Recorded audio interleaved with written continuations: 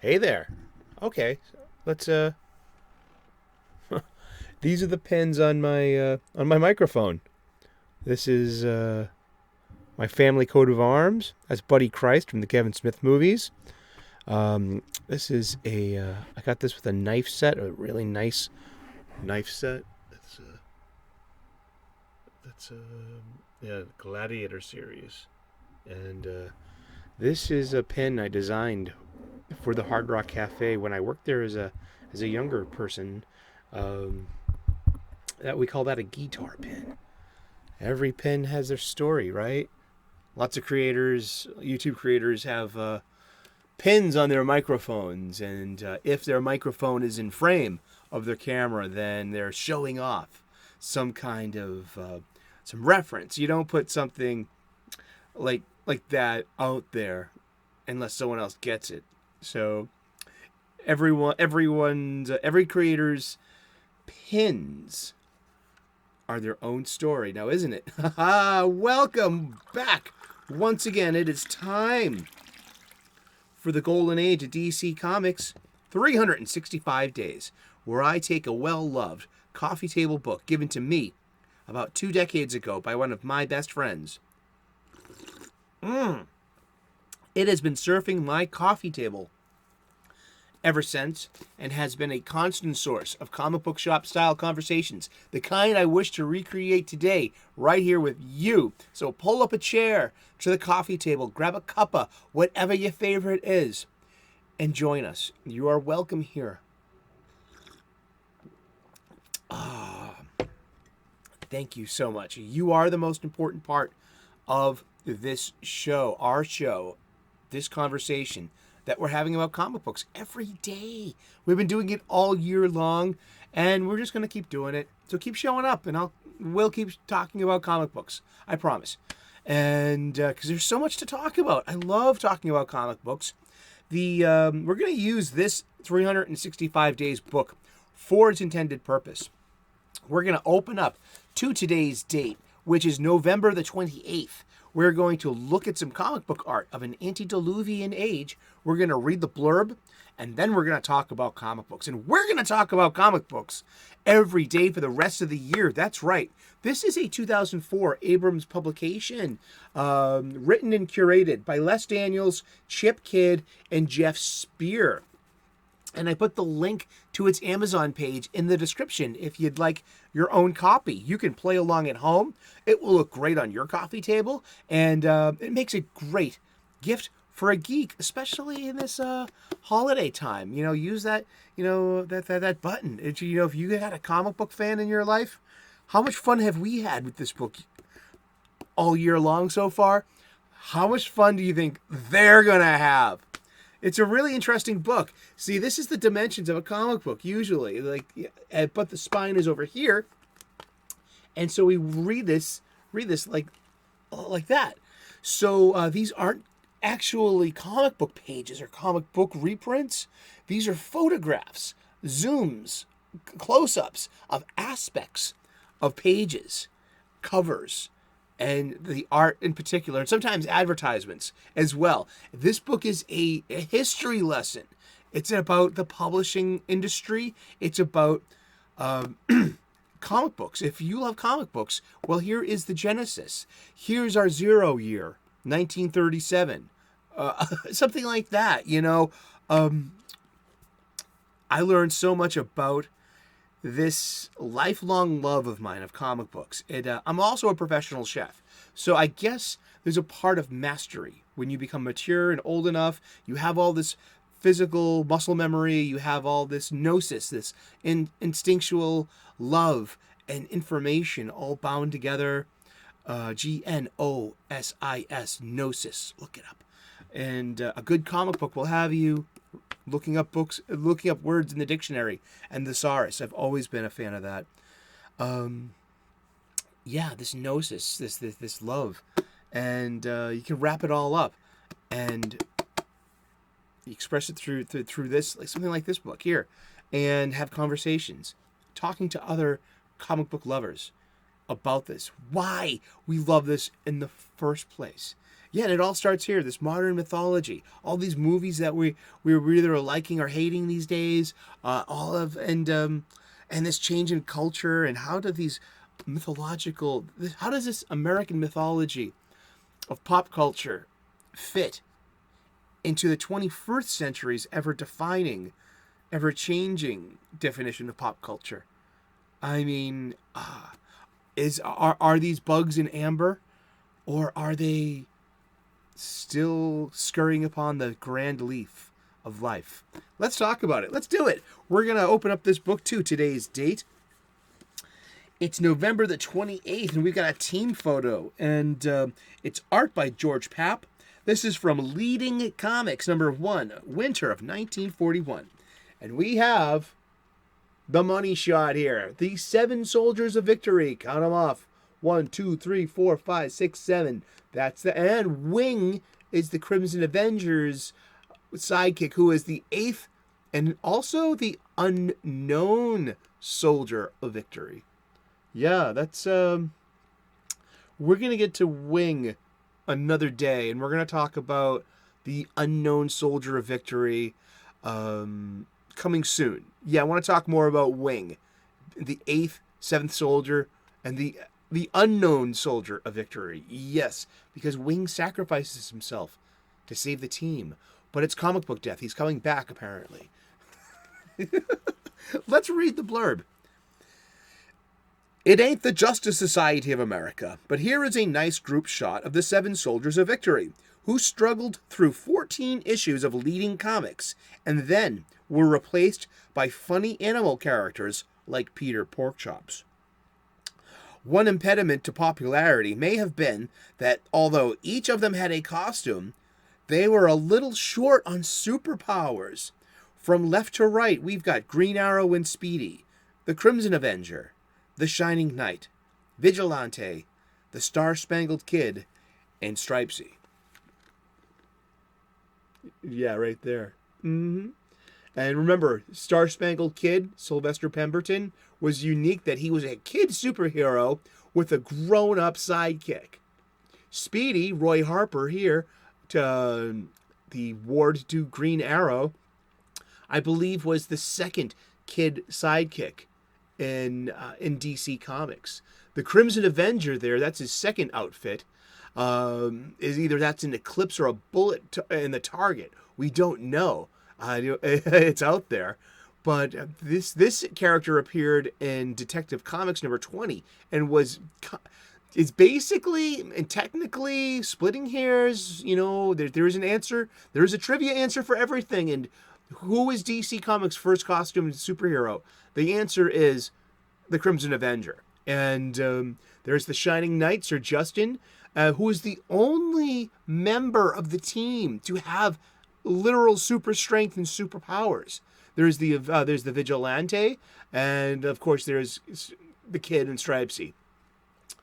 But yeah, so apparently, yeah, Sir Justin, the Shining Knight, was the only member to have fantastic, supernormal powers. Everyone else on this team were regular, non-powered humans, just very well trained, very well funded, and very well motivated with a sense of morality, I guess. What would cause a person to, lead a second life and have this notion of secret identity. This is not in the show notes today. See, Pika makes we use show notes. Pika is the executive producer, works hard all day making this scribble that's barely legible. The mind that would produce such cursive, I can only wonder. Yeah, we got spotlight on the 7 soldiers. Focus on each one. I wanted to do a 1-minute drill on each one. But what I'll do instead is, maybe it ties into today, this unintended reference to today's life on social media. And one of the hot topics would be, for me personally, I don't know. I mean, I've got lots of friends who I don't know their names. These non-delusional parasocial relationships that are real, with real humans, not even with fictional characters, with different people that I've met on the other side of this microphone and camera. These real humans that actually, I've met a bunch of them in real life, and we have good times together. I've made new friends. I have used social media to literally be social in real life. Yet there are other people out there that, I've never seen their face. I've only know their voice, and we only know their screen name. I'm not saying either or anything about it. It reminds me also as a kid growing up, as a small child growing up in the 1970s. It feels like the 19th century from here.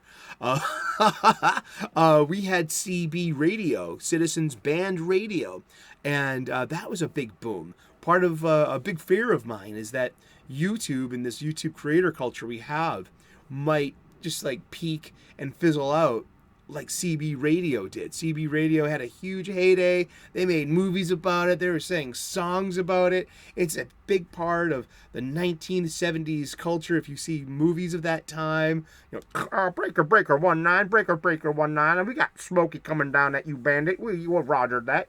Over. Yeah. We had a CB radio in our car too. My mom had her second husband. We had a. What was my, he was Blackbird, she was Seabreeze, and what was my secret identity, my CB handle? But going back to these costumed adventurers. Now we were talking about how the 7 Soldiers of Victory, only Sir Justin, the Shining Knight, has supernatural, superhuman powers. The rest of them are people, humans. Power fantasies? Sure, why not? Throw that in the table too. But yeah, isn't that interesting? So they were a lot different than something like the Justice Society, which has an Amazon, a Kryptonian. He was a special member. He didn't really appear with the team because he had his own titles. But you had a speedster, you had a magic ring, you had all this you had Dr. Fate, you had Hawkman, how could they compete? But they did. They did their own, But what would take a human, a person, to don a separate identity and to keep their real identity a secret, as a secret ID, to protect themselves, their loved ones, and the people that they're associated with and the people in their lives. It's the same reason why most well-intended people keep to their screen name and don't share their information, that don't, you know what I mean? I'm not going to be totally judgmental or to be judgmental negatively. I respect that. They have a need for that. They don't want to have their family be harassed if they show the wrong opinion to the wrong people. That happens. That's a part of internet life. I mean, I use my name and I have a camera, and I mean, this is this of all the ways to produce YouTube content, for me, this is how I'm most comfortable, and this is how I can be authentic. Maybe someone needs to put on a domino mask and put on a cape and a cowl and have a code name to be a bit more of their of an idealized self to get this done. I mean, yeah, it takes a certain gumption. Not everyone can be a YouTube creator, and not everyone can be a superhero either. I just thought that was interesting, and it's something, it was not in Pika's show notes. We weren't supposed to talk about secret identities versus today. So, and then we look at something like the Marvel Civil War. It was a huge accident. So now we have the intersection of real life stuff, such as, collateral damage, especially of civilian casualties, at an elementary school, versus like, insurance, things, and what is the best course would be to register and as a superhero, but by doing that, you have to what we call dox, DOXX. It means to document. It means to dox someone means to show documents of their real life without their consent. So doxing could be an antonym of consent at this point. I mean, if we want to look at words and wordplay, would you consider dox, DOXX, an antonym to consent? That's interesting. I've never thought of that before. I've never read that anywhere. We just thought of that right now doing this show. But, I think of all these creators that I'm friends with. I really am. And I think they care about me. I care about them. They tune into me. I tune into them. I go on their live chats. You know what I mean? And they come to mine. I mean, you don't need to put yourself completely out there, especially in this wild west and where people get dogpiled and doxxed, and if you dare say the wrong thing, it's it can be scary out there. But yeah, we have this culture of bots and of love bombing or review bombing and authenticity. What would make people's voices, their online voices, authentic? Would it be registration, like a superhero registration act? Would you have to completely register yourself, for your Twitter voice or your Facebook voice to matter, to be an authenticated, verified user? Is that what that's about? I don't know. I just this is part of the conversation because I feel as though the comic book culture that began back in 1938 with Superman's Action Comics, with the Crimson Avenger and the Crimson Avenger and Detective Comics number 20, and with Batman and Detective Comics number 27, that you had this dual life. You had your private life, and then you had this different life where where you protect those in your immediate real life circle because you're doing things for people that may have enemies. You may be against someone's wishes. It may be against someone's interest. So there's your secret identity to protect yourself, your livelihood, and your loved ones. And I can see how, we live that today. We live that every day online out here. You know what I mean? Hey, we've been talking about comic books, and we're going to talk about comic books, you guessed it, every day for the rest of the year. So tune in tomorrow, 3 p.m. U.S. Eastern. It's a great way to figure out how to tell time. Hey, the show's on. It must be 3 p.m. U.S. Eastern. Indeed. God bless. Namaste. Good luck. I would love to earn your subscription. Seriously. I mean, I love growing this little, my little channel, our little channel, and having our conversations. So keep spreading the word. Love seeing your comments. I love seeing you in the live chats when I'm able to make it. Hey, everybody. Woohoo! We're here. We're talking about comic books. Alrighty. See you later. Ciao. Bye-bye.